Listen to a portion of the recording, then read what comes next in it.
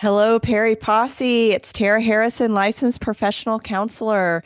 And today I have a wonderful guest with me. I'm very excited to talk to her. Jen, we connected last year. I know, last year, so long ago. We connected last year, so I've been really excited to have her on. So, Jen, I'll have you introduce yourself and tell us all about you and what you do and what you're bringing to the field. Thank you. I'm so excited to be here, Tara. My name is Jennifer McKinney. I am a menopause coach. I am the founder and head coach of Strong in Menopause, which is a menopause coaching company. A lot of people, I think, might wonder what a menopause coach is, or if they listen to your last podcast, maybe they know. Um, but I focus mainly on nutrition and fitness and lifestyle changes for women in menopause and perimenopause. So that means developing customized nutrition plans, customized fitness plans, and then plans to tackle any lifestyle changes that need to happen to deal with menopause symptoms, anything going on in life outside of that fitness and nutrition um, area. You can find me at stronginmenopause.com and at Strong in Menopause on Facebook and in Instagram as well, and on LinkedIn occasionally. But I'm super excited to be here. I love any conversation I get to have with women about menopause and perimenopause and just how to feel better during this time. Yes, me too, obviously. So I was wondering, tell me your story. What led you to be a menopause coach? I can imagine you, like a lot of us, have your own experiences that led you to want to contribute. Totally. Yeah. So I've always been really interested in fitness and nutrition, always really interested in women's health as well. In my early 30s, I had this super weird experience where I basically had a hormonal imbalance that I thought was early perimenopause. It turned out not to be, but it was a really crazy time where I felt like I was losing my mind. I was gaining weight. Nothing that I was doing nutritionally or through fitness was kind of working for me anymore. And my symptoms really mirrored perimenopause. Worked with a lot of doctors. And at that time, I was working for a large company. And I had a lot of mentors who were females who were maybe 10, 15 years older than me, who I really looked up to. And I started telling them about my symptoms and what I was going through and how I was feeling. And they were like, yeah, I'm going through that right now. And it was destroying their lives. There were some women who it was hurting their marriage. There were some women who it was hurting their career. They had been drivers in their career, they had been climbing the ladder, and they felt like their brain fog was such that they just really couldn't compete anymore in kind of the corporate world. And they were thinking of pulling back or making career changes because they felt like they weren't good enough. And hearing their stories really resonated with me. And so I wanted to focus on women in that perimenopause and then postmenopause stage. So I started researching what was out there for these women. Like, surely there has to be something for women in perimenopause. And this was, gosh, maybe 7 years ago. And so there was nothing then. There was nothing. There was no Yeah. Mary Claire Haver on Instagram every day talking about this. And so I decided that I wanted to start something. It took a few years to start Strong in Menopause, but I did before that start working with women individually without kind of a company behind me, and just helping them through this really hard time and learning about their symptoms and what was going to work for them and what wasn't going to work for them. And it became really meaningful work. And it's also something that, as someone in my late 30s now, it's something that I look at as, now that I have this experience, I see perimenopause as kind of this continuum where it's not like, okay, one day when you're 45, you're in perimenopause. It's like your hormones are changing throughout your life. And I think women, even in their 30s, can really benefit from changing their fitness and nutrition early on and building up strength and building up great nutrition strategies and lifestyle strategies before they fully get into that perimenopause piece of like my hormones are out of control. And so that's why I started Strong in Menopause. That's kind of what I live for now. That's Can you hear me by the way? Okay, good. I can, yes. Okay, as I was listening to you, I realized that I could hear you outside of these. So sorry about that. Oh, A little distraction there on my part, but I was listening, I promise. Um, yes, I mean that I think that a lot of people's experience mirror that where we don't even realize that the symptoms that we're having have anything to do with our hormones because we're just not getting that information. I have a similar story of when I started realizing I was having symptoms myself and um I was about 36 when I started symptoms, and I'm 46 now, and like at the end of perimenopause or towards the later end of yay. perimenopause. Yeah, well, I think, I mean, who knows? It's kind of hard to Fingers crossed. tell, Yeah. but yeah, fingers crossed. But it does. I mean, it can span a decade. So here I am a decade in, and I'm still not finished. And a lot of times, the research that I've read will say it's 10 years tops. And I think it could be up to 20 for some people. It just because those symptoms, they start so much sooner than a lot of us realize. We just think it's something else, stress or children or life or whatever.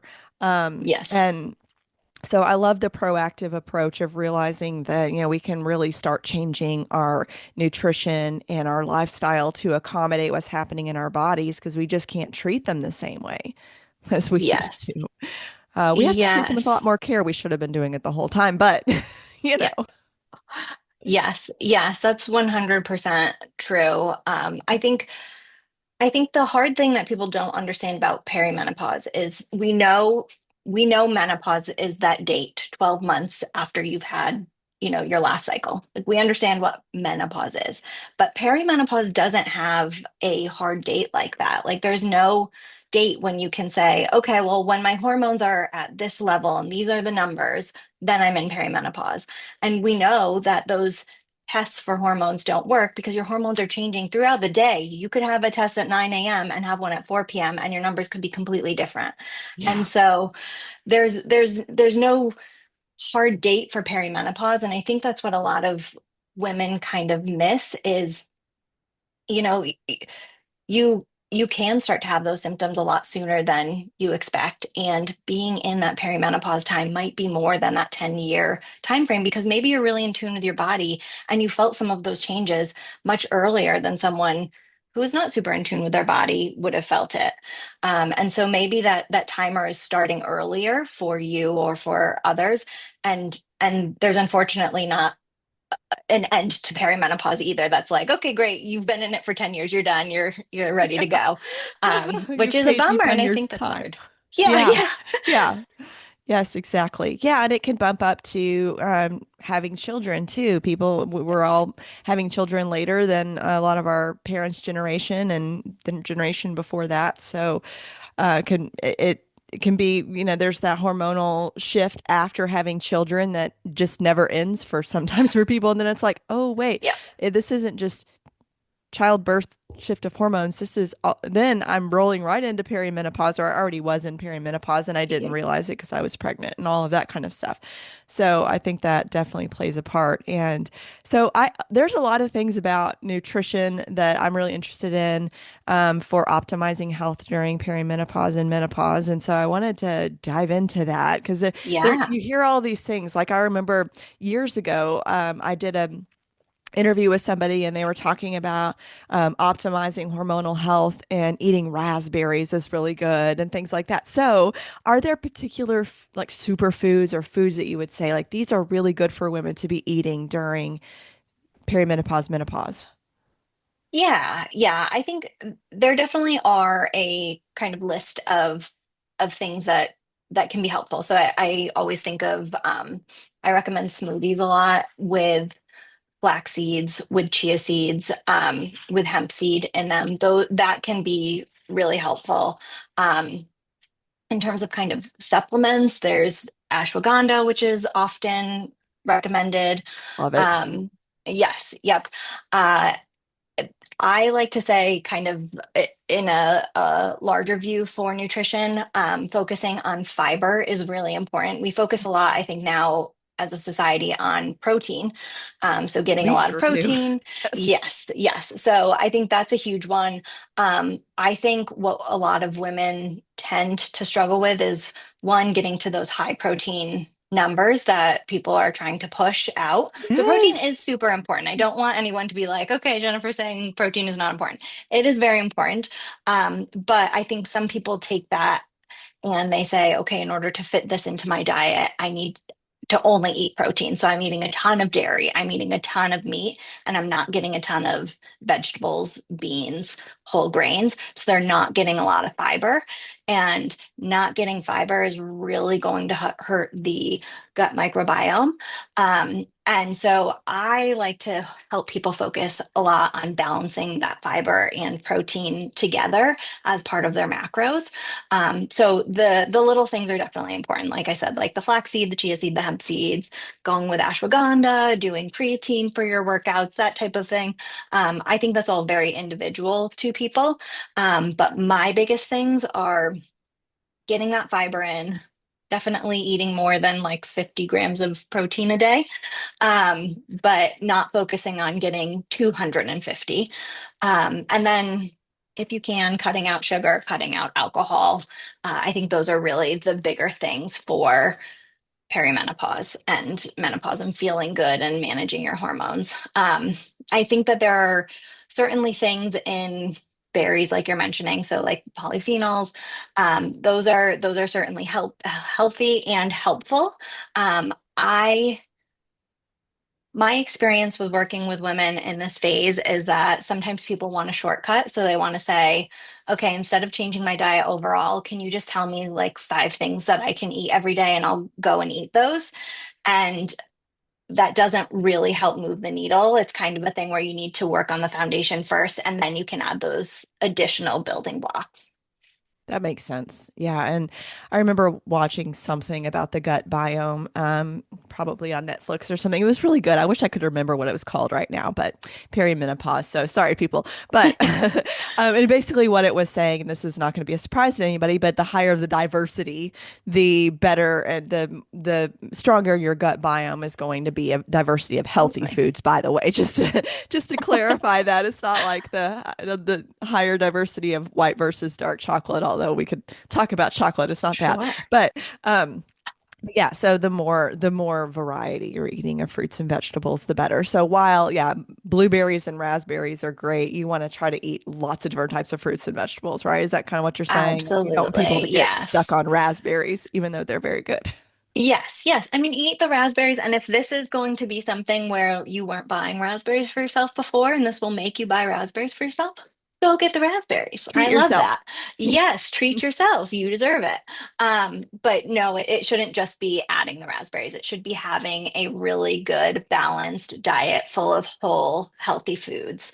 And that's the stuff that we all kind of have heard enough, right? Like not not processed foods, not a lot of processed oils, using a lot of, clean ingredients that you make at home. The simpler, the better. Thinking through, I have a lot of my clients track their calories, so through whatever platform they like, whether it's Chronometer or my Fitness Pal, something like that. I have them track their foods, and then we talk about, okay, what are your macros looking like? What does your fiber look like? But also, how are you feeling? And what we notice a lot is that what they're eating can be a trigger. And for some people, it can be something like fruit. Some people are really, really sensitive to sugars and not just sucrose, like table sugar. They are very sensitive to even the fructose in fruit. And so we've noticed that, okay, if you're eating a lot of fruit and you've maybe given up sugar and you've replaced it by having 4 bananas a day, you're still having a problem with hot flashes, you're still having those night sweats, your brain fog hasn't improved. Maybe, you're eating some of the more acidic berries and you're having some digestive issues now.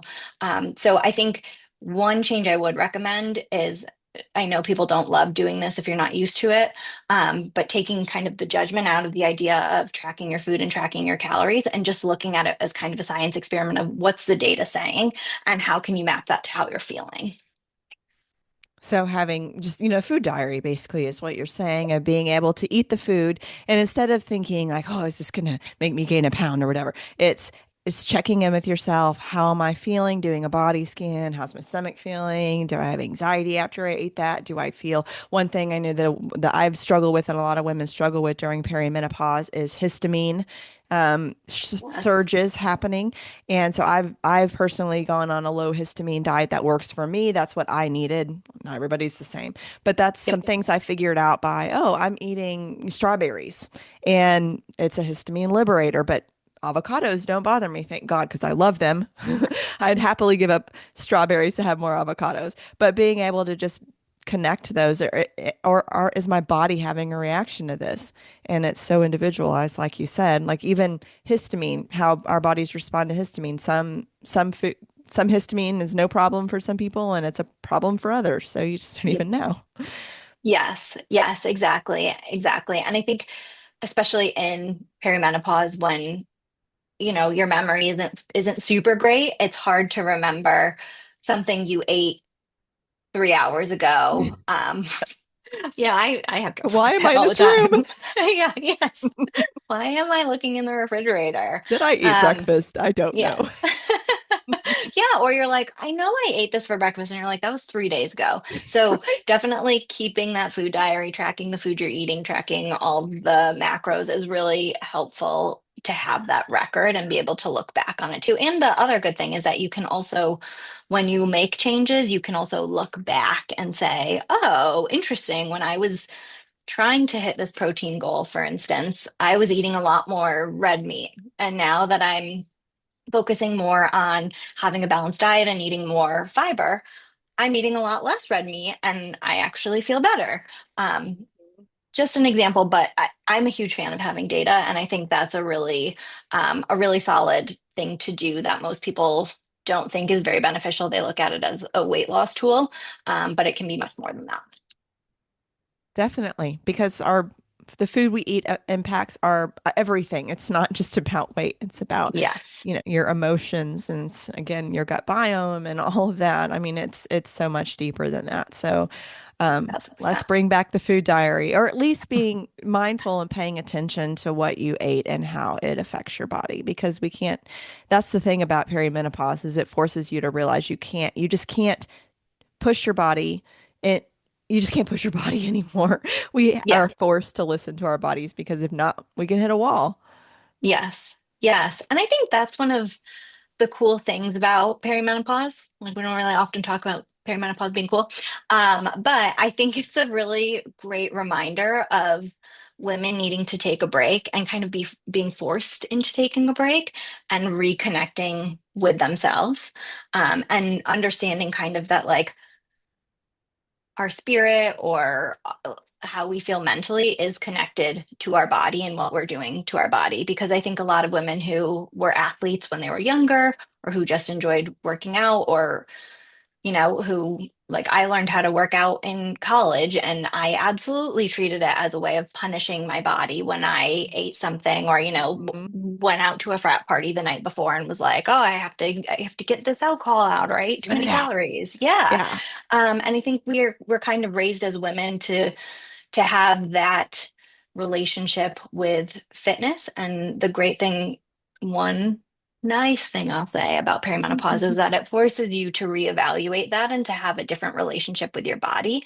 And that's absolutely a perspective thing though, because it is a really hard time and it takes a while to get to that perspective of, okay, maybe I can take something good out of this experience. It does because there is, and this is what I've experienced is the grief period, the grieving who you once were and going through all the stages of grief to acceptance of I am never going to be the same as I was before. And I have to figure out who that person is and accept that. And I think I'm a big fan of HRT. I'm using HRT, but I Mhm. think one thing that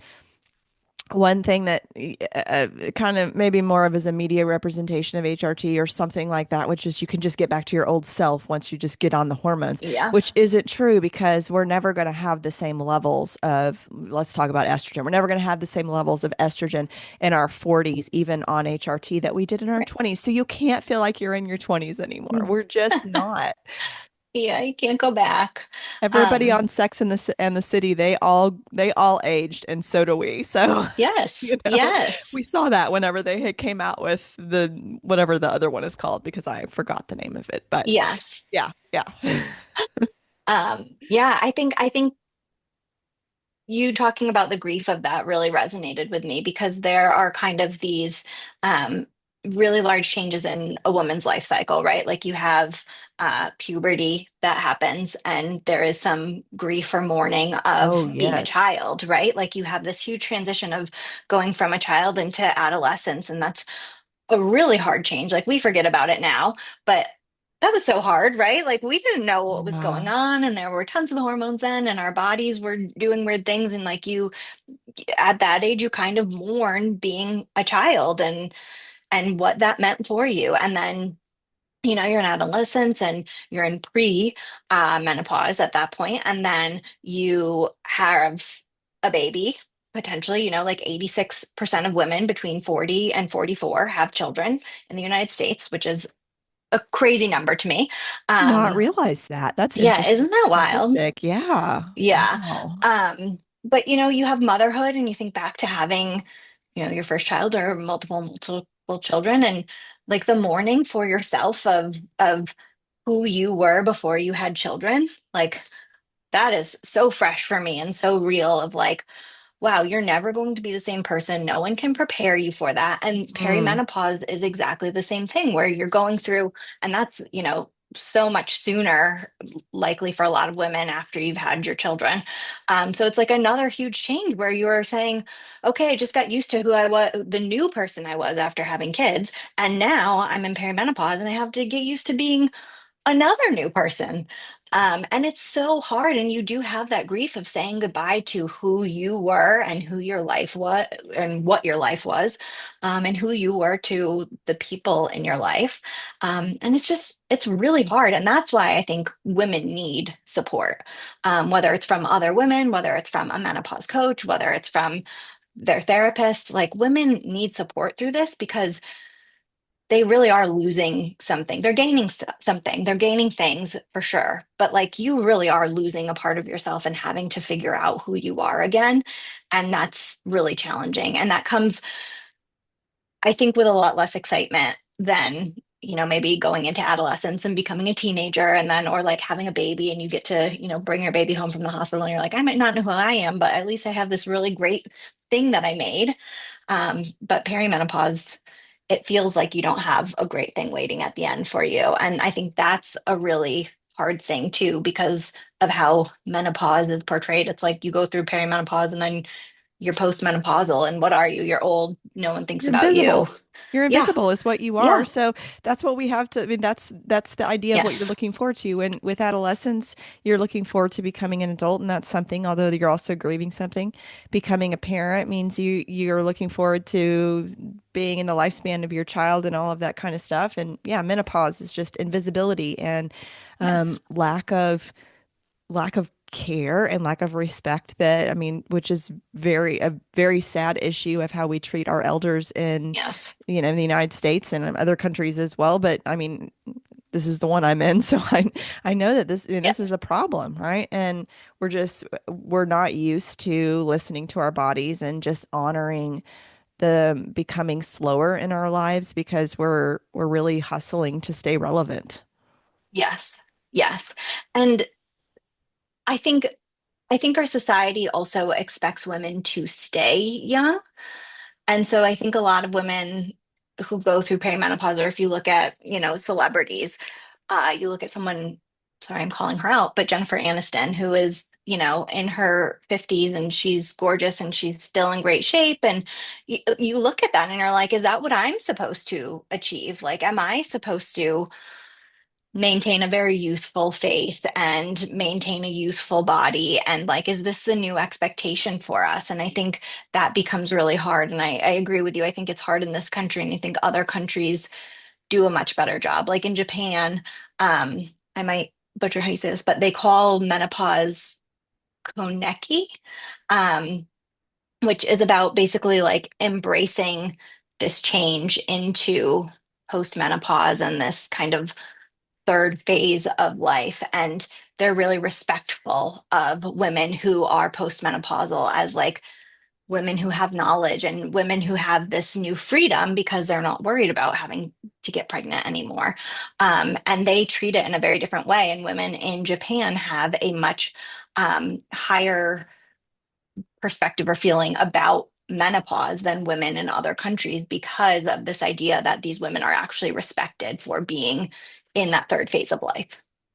Yes. Yeah, I love that example that you brought up, and I think that that's part of our own transformation that I hope that we can all go through is to recognize the empowerment of this last phase, and why I love the "We Do Not Care" movement and things like that, because it's really showing the empowerment of being able to release the expectations that we have, and there is actually freedom and invisibility. Yes. So we can instead of being so worried about being invisible and trying to stay relevant and visible and our perfect faces and no wrinkles and all of that kind of stuff, just embrace what we can do in the background when nobody is watching. Yes. The quiet Yes. And I love power. that. That's right. That's right. Moving on to a different subject and thinking about how we're taking care of our bodies. I recently read some research that I wanted to see what you thought of, because the research I read shows me that I've been doing this all wrong. So I'm talking about bone health here, Okay. and in fitness area, I've always been a big cardio person. So doing the weights has never been something I've loved, and so I have been of the understanding that more rest with lighter weights is what women are supposed to do. But I recently heard that for menopause or perimenopause, for bone health, we should be doing heavier weights and less reps. I just found this out like 2 days ago, and one of my friends who is a dietitian was like, "Hey, check this out," because she had given me some weightlifting gloves to really encourage me on my journey and really Yeah. embracing the weightlifting. So, what do you think about that? Is that what you've run Yes. across as well? Yes. Okay. Oh my gosh. Yes, yes. And that's the way I train my clients. So when I create fitness programs for my clients, that is the programming that I use. So it's also called progressive overload training. Oh, So there's a name for it. yes.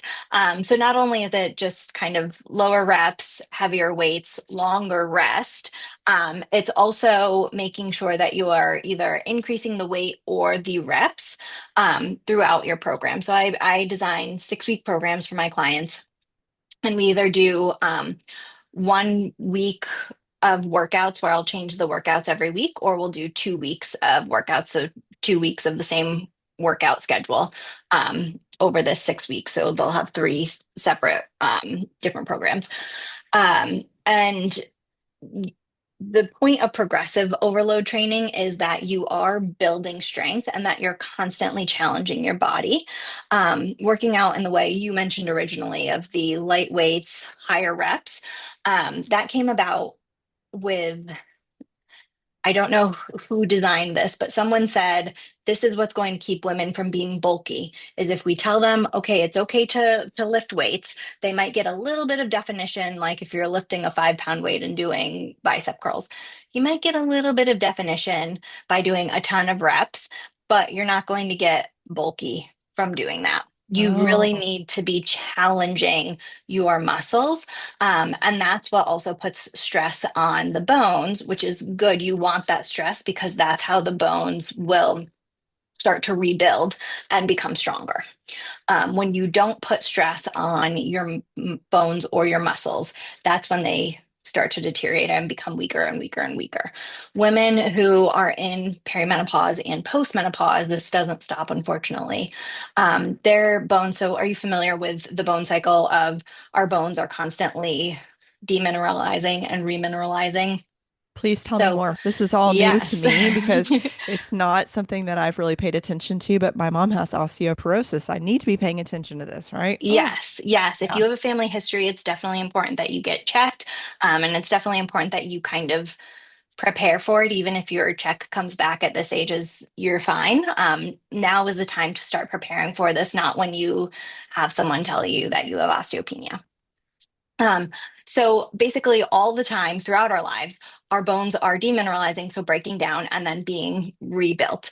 When we lose that estrogen, so starting in perimenopause, when our estrogen decreases, and then postmenopause, when our ovaries are no longer producing estrogen. We know that other parts of our body are producing estrogen.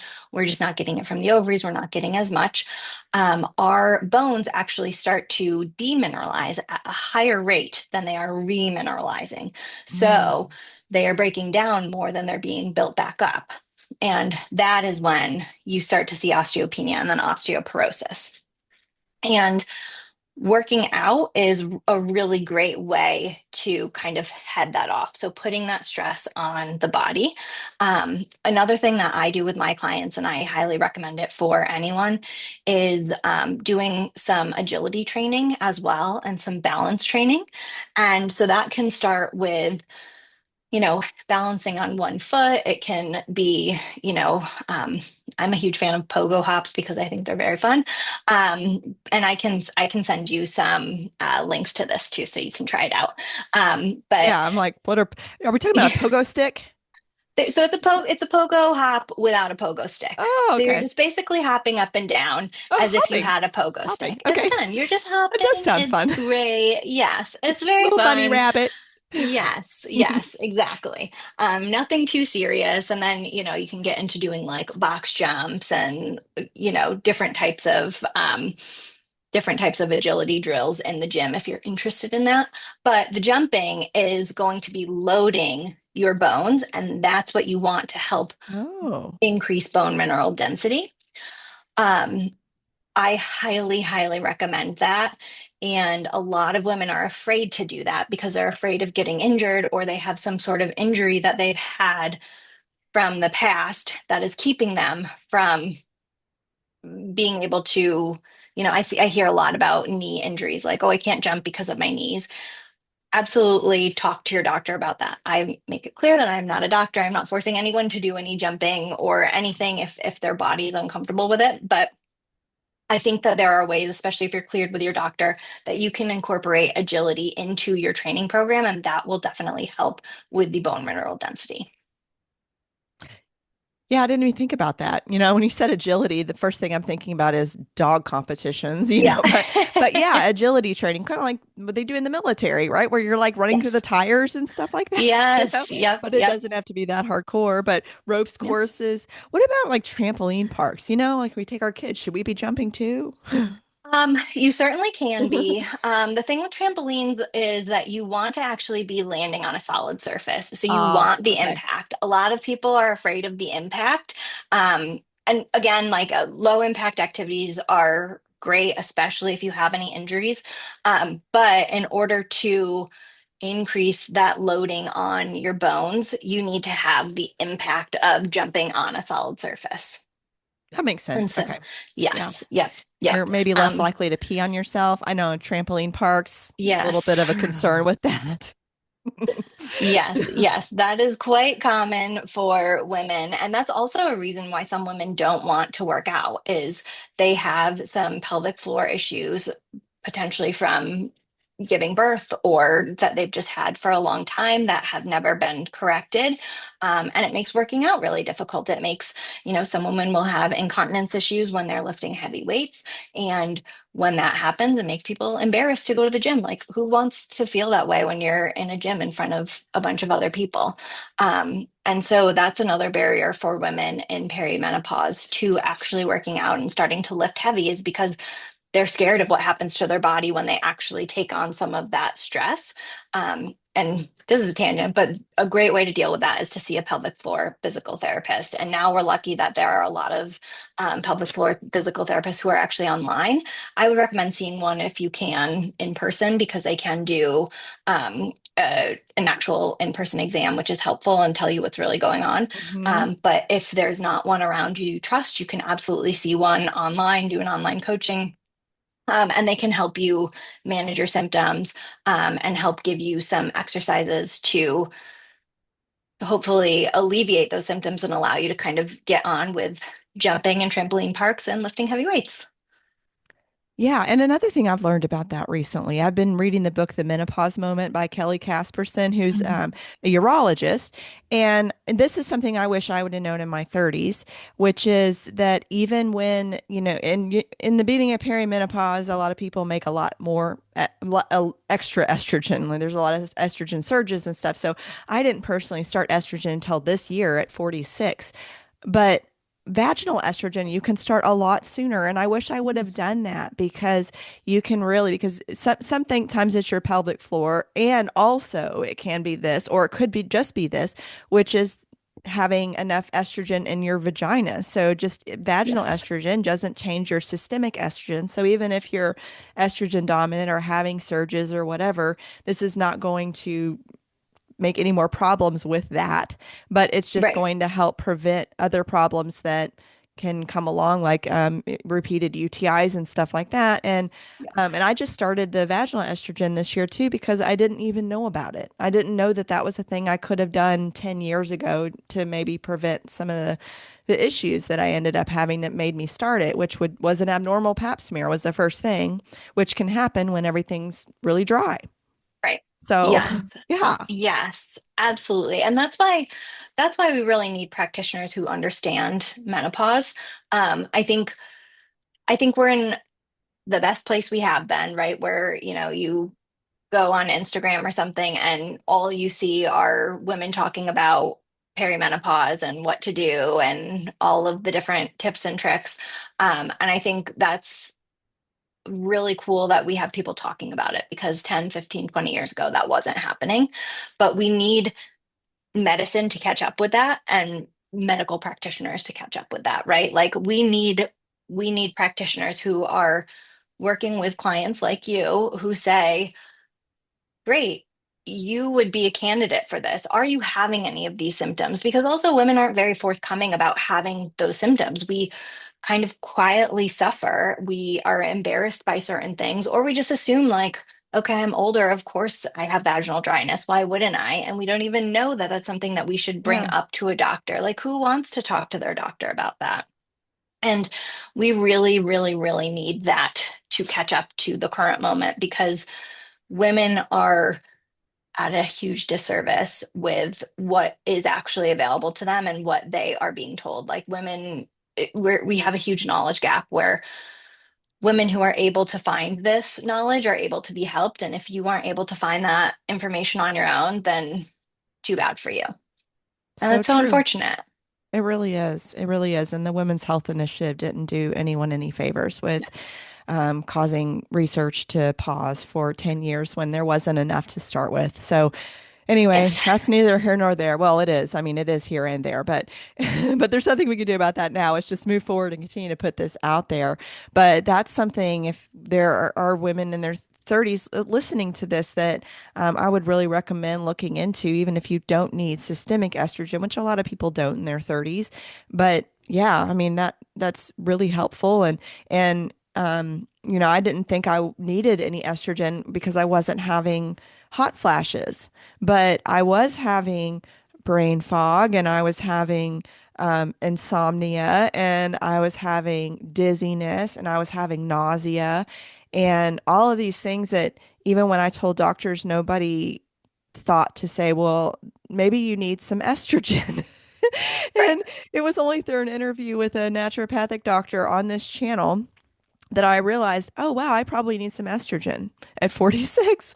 And I'm like, oh my gosh, here I am with all of these doctors and not getting that information. So it's really common, and we do really have to advocate for ourselves in this field and get this information. So having a menopause coach like you are, I think, is so helpful and supportive because you're able to teach women how to advocate for themselves and say, hey, this is normal in the sense that other people are experiencing it, but abnormal in the sense that you don't need to suffer.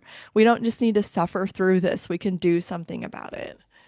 Yes, yes, yes. And that is definitely part of my role. And I think the role of menopause coaches out there is to really empower women and let them know, like, these are the things that you can ask for. These are the things that you can ask for more information about. This is what you can ask for prescription for. And I think that that can be incredibly helpful for women who just don't know. Yeah, absolutely. Yes. Um, well, we have just a few more minutes, so I would like to ask you if I haven't asked you a pertinent question yet. Are there that covers this? I would like to know what are some things that you want all women to know about this that we haven't talked about yet? Are there any just bullet points you want to throw out there for people? Yeah, I think we kind of covered this, but I don't think that, you know, being postmenopausal is the end. I think there's a lot to be excited about. And then you mentioned it, the we don't care movement and kind of being using invisibility to your advantage. But I think that even beyond that, there is such an opportunity to live a really rich and healthy life and to prepare for that longevity piece as well while you're in perimenopause or even, in your 30s if you don't feel like you're fully in perimenopause yet. There's a lot of preparation that you can do to live a really full life. I talked about it kind of being the third phase of life. Um, and I think it sounds better than saying kind of the final phase of life. But there aren't any more changes after this. So it's kind of like, okay, you go through perimenopause and it is a beast and it's hard, but then you get out of that menopause transition and you get to postmenopause and you're like, I can just enjoy the rest of my life. Like I get to decide what that looks like. And that's incredibly liberating. And I think that's something really exciting that a lot of women can look forward to. And I'm very much a preparer. And I think that's something that women can prepare for as well. So thinking about like, okay, I look at this third phase of life as being super liberating. I want to be in really great shape, not because I want to have a six pack and look great in a bikini, but because I want to be, you know, going to China and walking up a million stairs at the Great Wall of China when I'm 85 with my grandkids, like having these really great goals of being able to be active into your late life is absolutely a reason to make changes now. And I think that it is never too late to make a change, to start going to the gym and lifting those heavy weights, to call a pelvic floor PT because you've been dealing with issues for the last 20 years and you haven't addressed them and they're holding you back, to start eating well, to change your diet, to start eating more fiber, to start eating more protein, to maybe drink fewer glasses of wine per week. It is never too early to start those things, even if you feel like you aren't in perimenopause or you don't feel like things have helped you in the past, the changes that you've made. It's really important to start as early as possible because you have a long life ahead of you, and it's up to you now how that life will look and how you will feel in your later years. Um, so I think that was maybe like four or five things, but Yeah, I think altogether. it's so important to really be excited about that next phase and to be preparing for it so that you feel good in that next phase of life. Yeah, I like the reframe of that you know that it is something you can prepare for. And I was thinking as you were talking about that about talking with a friend of mine who was talking about how she just recently has realized that she doesn't have so many ups and downs and things are just really steady, which I'm looking forward to as part of menopause because I'll be replacing the hormones so I'll know where they are and I'm not following the roller coaster of estrogen anymore. It's like you just Yes. created a steady stream of estrogen. And that to me is really something to look forward to as a person who's sensitive to hormonal changes in my body, that I can feel them. And I'm like, oh, okay, here we go. Here's the luteal phase. Now I really have to deal with this. And then here's ovulation when I'm feeling revved up and like whoa like sometimes that's just can be really disorienting, and so then you just know what you have to expect and you can, like you said, plan for things in your life. Yes. You don't have to Oh my plan gosh, yeah. week by week. Sorry. Oh, that's okay. um well, so one last question about your coaching programs. What is talking about planning for things? What is the structure of your program so listeners can know what they would expect when working with you? Yeah, yeah. Thank you for asking. So I actually offer two different types of programming. So I offer a holistic coaching, which includes fitness, nutrition, and lifestyle coaching. So we'll really focus on nutrition plans for you. So I don't do strict meal plans because I think a lot of people struggle with actually adhering to those. But we focus on different things for nutrition. So either like getting more vegetables into your diet, trying to reduce different symptoms, stuff like that. We really focus in on nutrition, like provide macros, that type of thing. We focus on those fitness plans that I mentioned before. So each week or every 2 weeks, you get a new fitness program. So nothing is ever stagnant. Everything is based on the individual that I'm working with. So it's based on, do you work out at home? Do you work out at the gym? Do you have any injuries? Do you have 10 minutes? Do you have an hour and 10 minutes? How many days a week do you want to work out? What are your goals? I've had women who say, my daughter's getting married in the summer, and my goal is to have great arms in my dress. And I'm like, fabulous. We can absolutely work on that while we're building strength. Um, and then lifestyle factors. So, figuring out a lot of times I work with women on sleep habits, and what they really need is an accountability partner. So, it's a lot of stuff that we've heard or that we've read in books. Maybe seen on Instagram, but having that accountability partner who can maybe check in with you. There are some women I check in with every morning and say, how did you sleep? Some women I check in with at night before bed, and I'm like, hey, hope this is your last text and you're putting your phone away because it's 8 o'clock and you need to get away from the blue light. Oh, I Um, love that. It would be so nice to yeah. have someone be like, "How did you sleep every morning?" It feels really Yeah. caring and nurturing. Yes. Yes, exactly. Exactly. Which is what every woman deserves. Um, Yeah. And so that's my holistic program. And then I do have a Just Fitness program for the women who just want to work out. They're good on other things. They have a good diet, they have good lifestyle habits in place, and they just want someone to build a workout for them.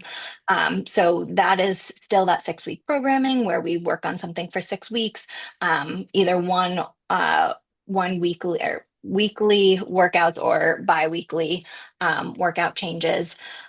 So whatever someone is interested in, if they need that nutrition and lifestyle help along with the fitness, I have them covered. Or if they just want workout plans, I also have them covered on that. That sounds wonderful. And remind us where we can find you. Oh, that Yes. sounded really like Wedding Crashers. We will find you um, when we're searching you down. No, she wants to be found. It's okay. Where can I we do find want, you? yes, yes. Um, you can find me at strongin menopause.com and at strong in menopause on all the different platforms. I'm not on TikTok, though. I will say I'm not on TikTok. Okay. I'm All right. No resisting. I'm TikTok. resisting. I don't blame you. I've tried TikTok briefly and it was just too much. I think maybe I'm just too old for it. I don't know. But it's overwhelming. It's like a Yes. sensory nightmare. Yes, I think it's overstimulating, and I actually think Yes. it's what women do not need. Like women of all ages, We you do do not need not to be need it. that overstimulated. No, we You don't need to don't. do that to our nervous system. Do yourself No, a favor. Yeah. truly. Well, Yes. thank you so much, Jennifer. This has been a wonderful conversation. I think very helpful for everyone listening. So appreciate you so much. And for everybody, I will post when you send me those links, I will post them um, in the, um, in the description. So just Okay. look in the description to find your jumping links for fun jumping. Thank you so much, Tara. I loved talking to you, so I appreciate you having me. Thank you. Oh, thank you. Take care. Take care. Bye bye.